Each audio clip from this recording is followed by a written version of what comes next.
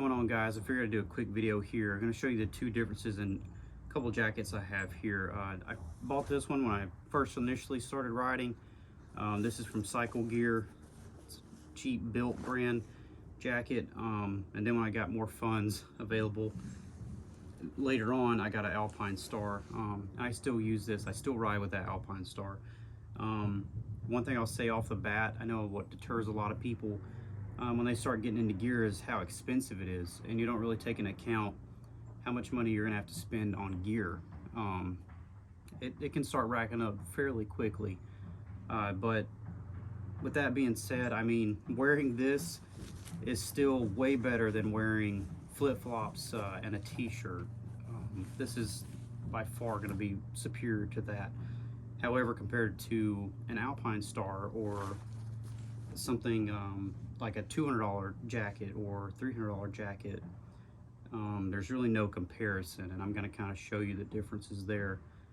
When I first bought this jacket, I thought, I mean, looking at it in the store, this would seem like the same thing as this jacket, especially, you know, on the shelf. They kind of look the same. They have the similarities between them, but I'm gonna break them down and show you just how different it is between a $120 jacket and a $250 jacket here with a big name brand.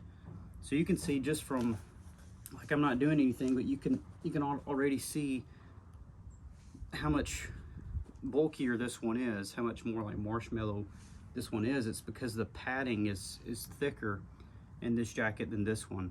This jacket has padding in it, but you can tell it's like it's laying flat, and it actually has the padding in it. So that off the bat, you can probably see that in the video right off the bat. They both kind of have some similarities. So here in the jacket with the insert, I don't have the insert in this one right now, but same thing, they come down and snap here. It's the same thing on this one. I do have the insert in for this one as well. They got these little snaps for the sleeves to hold the sleeves in there. So there are similarities there.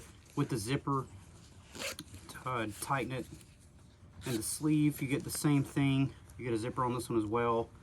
However, with this one, you get an actual snap, and this one's Velcro.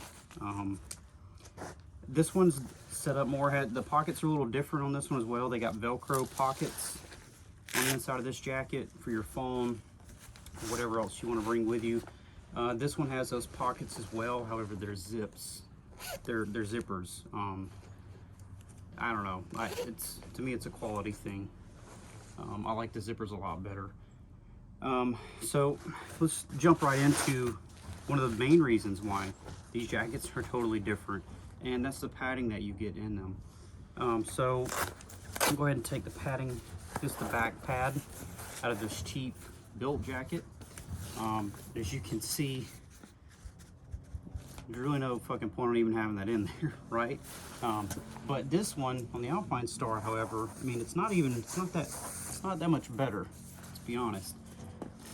But it is a little bit better. You can tell here in the thickness and just how flimsy. This one actually kind of hold the shape a little bit better for where it goes in the padding. This one, guys, I mean, it's really a waste of time even putting it back into the jacket. Very cheap padding compared to what you get on a name brand like an Alpine Star, or even, I mean, the more money you spend, typically you get better padding. That's definitely not a top of the line jacket, but it is way better than this one.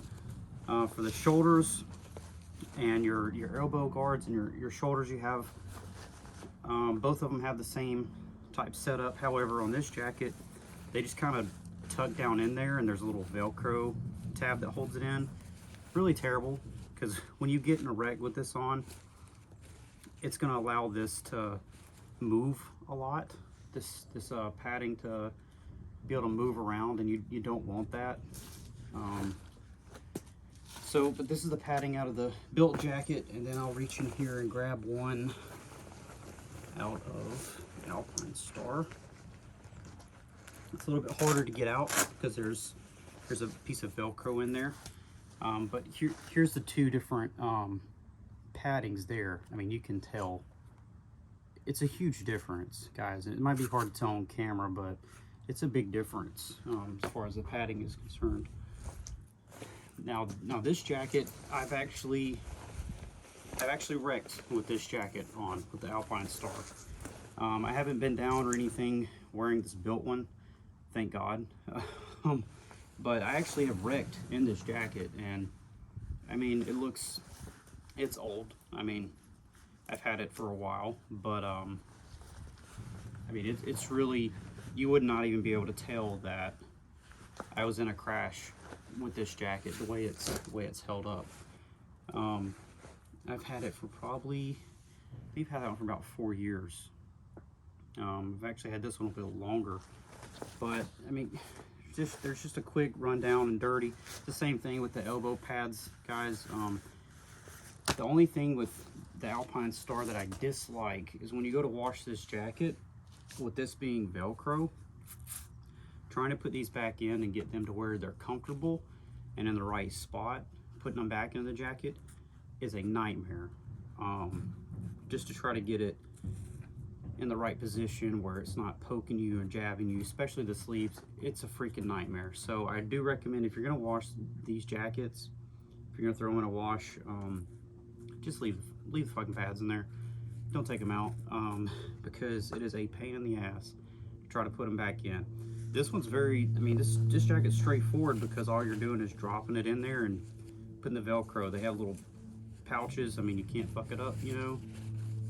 It goes where it goes. Then you just Velcro it down. So this one's a lot easier as far as getting the pads back in, but I mean, they're so terrible that it's like, really, what's the point, you know, even putting them back in? But I was just going to give you guys a quick rundown, though. I mean, that's the differences. That's what you get as far as gear is concerned, guys. The motorcycle community and the different brands out there, you really do get what you pay for. Like I said, I've been down in that jacket, protected me in that crash. It was about a 45 miles an hour crash, 45, 50 miles an hour crash. I didn't have any broken bones, upper body. I had some injuries lower because I was wearing blue jeans, but yeah, I highly would recommend a jacket like that. If you're gonna get a jacket, definitely just spend the extra money and get a good jacket. Go on Facebook Marketplace and get one for 80 bucks, but get a name brand instead of spending 120 on a brand new one, but it's a shitty jacket. You know what I mean? Go for the big brand.